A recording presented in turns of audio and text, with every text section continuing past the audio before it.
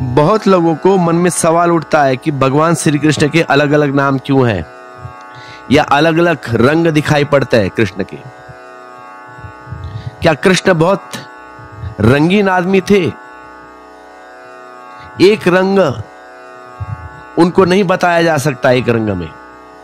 ऐसे ही है श्री कृष्ण, बहुत रंगीन आदमी। रंगीन मतलब अलग अलग भाव में अलग अलग आदमी है। शरीर का तो एक रंग हो सकता है, लेकिन आदमी कई रंग का था। फिर देखने वाले की आंख पर बहुत निर्भर करता है कि कौन सा आप रंग दिखाई पड़ता है।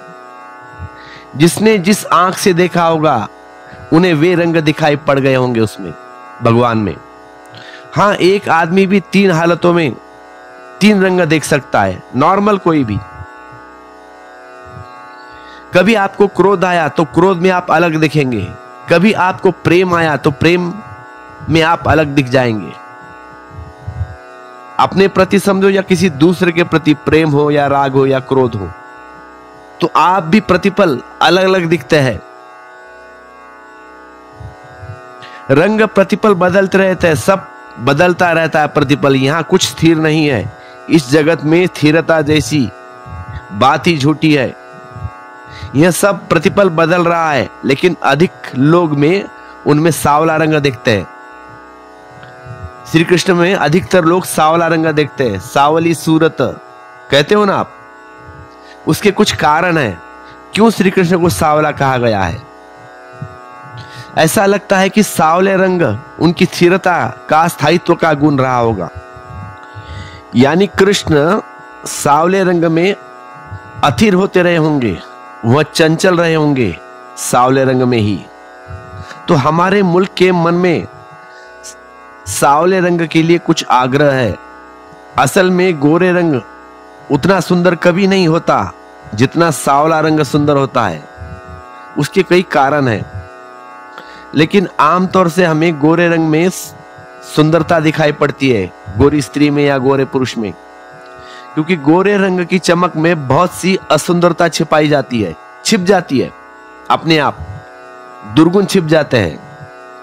लेकिन काले रंग में कुछ भी नहीं छिपता, इसीलिए काला आदमी मुश्किल से कभी सुंदर होता है और गोरा आदमी बहुत सुंदर होते हैं, क्योंकि काला रंग कुछ छिपाता नहीं, सीधा प्रकट होता है काला, चाहे स्त्री हो या पुरुष। सफेदी की चमक में बहुत सी चीजें छिप जाती है, इसीलिए गोरे रंग से बहुत से आदमी सुंदर दिखाई पड़ेंगे या स्त्री सुंदर दिखाई पड़ेंगी। काले रंग का कभी कभी कोई आदमी सुंदर होता है, लेकिन जब काले रंग का कोई सुंदर होता है तो गोरे रंग का सुंदर आदमी एकदम फीका पड़ जाता है। इसीलिए हमने भगवान राम को सावला कहा है, कृष्ण को भी सावला कहा है। हमने जिनको भी सुंदर देखा है उनको हमने सावला रंग में देखा है। सावले रंग का सौंदर्य रियलिटी है, वह बहुत रेयर है। सफेद रंग के सुंदर बहुत लोग होंगे, वह कोई रियलिटी नहीं है, वह कोई बहुत विशेषता नहीं है। सफेद रंग का सुंदर होना बड़ी साधारण बात है, लेकिन सावले रंग का सुंदर होना बड़ी असाधारण बात है। कुछ और भी कारण है। सफेद रंग में गहराई नहीं होती, डेप्थ नहीं होती, फैलाव होता है, इसलिए सफेद शक्ल फ्लैट होती है, डीप नहीं होती। नदी को देखा है आपने, जब गहरी हो जाती है तब सावली हो जाती है। सावले रंग में एक डेप्थ है, फैलाव नहीं, एक इंटेंसिटी है। सावला चेहरा चेहरे पर ही समाप्त नहीं होता, उसमें भीतर कुछ ट्रांसपेरेंटी भी होती है, उसमें परतें होती है। सावले आदमी के चेहरे के भीतर चेहरे के भीतर चेहरे की परतें होती है। हाँ, गोरे आदमी फ्लैट होता है, गोरा एकदम फ्लैट, उसका चेहरा साफ है जो सामने होता है, इसलिए गोरे रंग से बहुत जल्दी ऊब पैदा हो जाती है। लेकिन सावले रंग से ऊब पैदा नहीं होती, उसमें नए रंग दिखाई पड़ते हैं, रोज रोज नए रंग दिखाई पड़ते चले जाते हैं और कृष्ण जैसे आदमी ऐसे आदमी है कि उससे ऊप पैदा नहीं हो सकती, इम्पॉसिबल है। उस कृष्ण जैसे आदमी के पास से ऊप कैसे पैदा होगी? जब भी देखो तब प्यारे लगेंगे कृष्ण। अभी आप जानकर हैरान होंगे कि पश्चिम में सारी जो लड़कियां हैं ना सुंदर, वो सांवला होने के लिए बड़ी दीवानी है।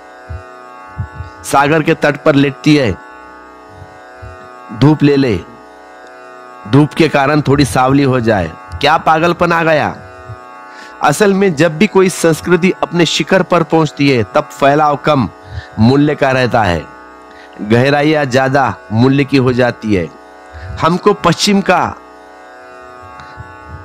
आदमी सुंदर दिखाई पड़ता है और पश्चिम के आदमी जानते हैं कि अब सौंदर्य गहराई में खोजना है।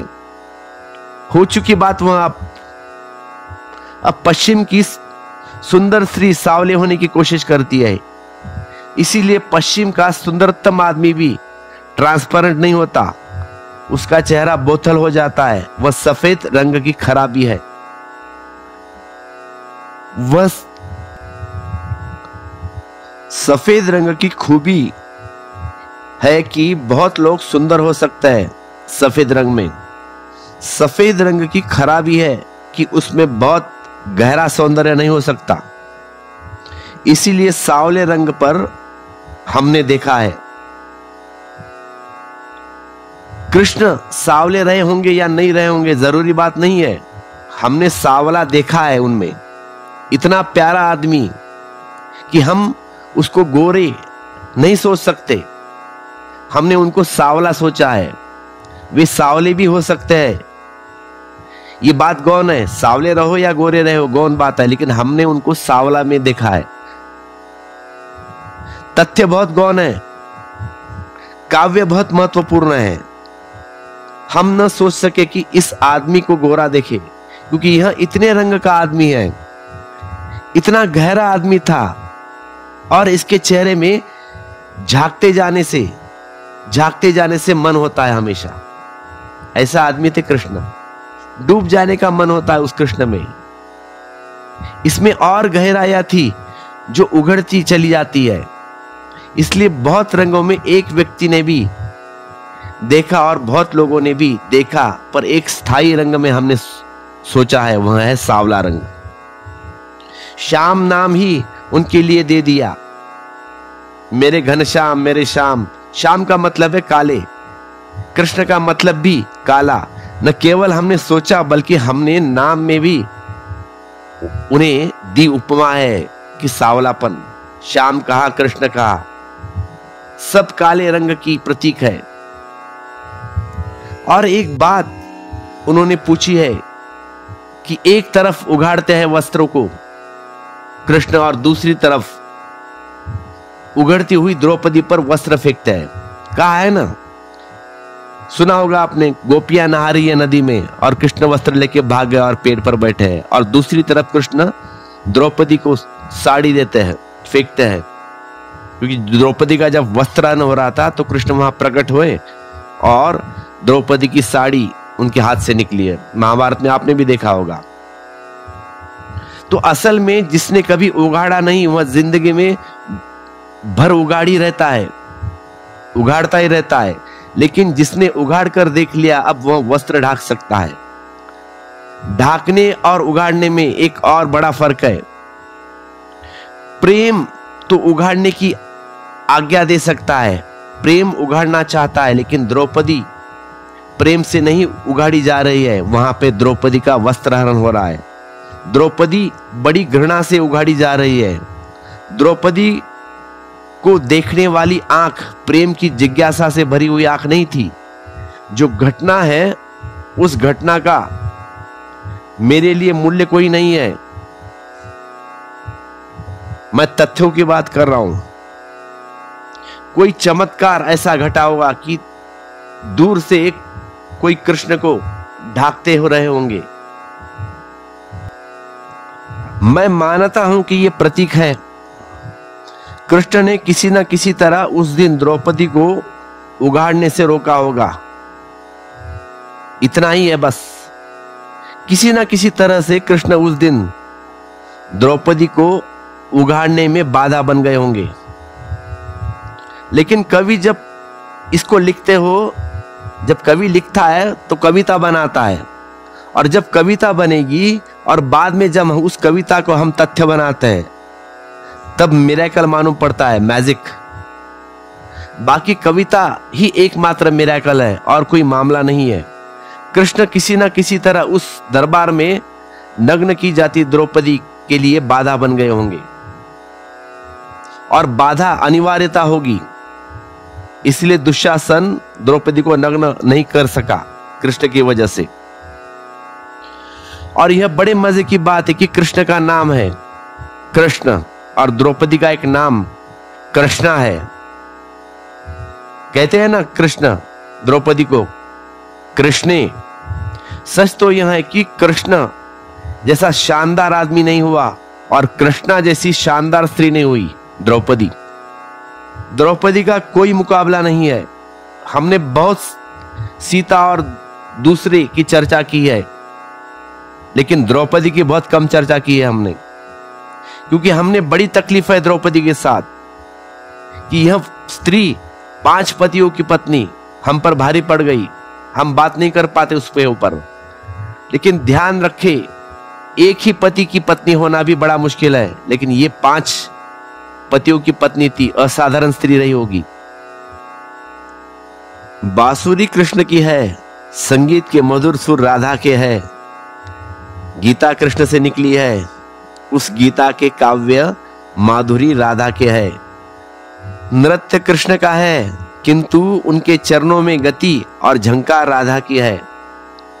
ऐसा अभिन्न व्यक्तित्व है श्री कृष्ण का और राधा का, तभी तो हम राधा कृष्ण कहते हैं।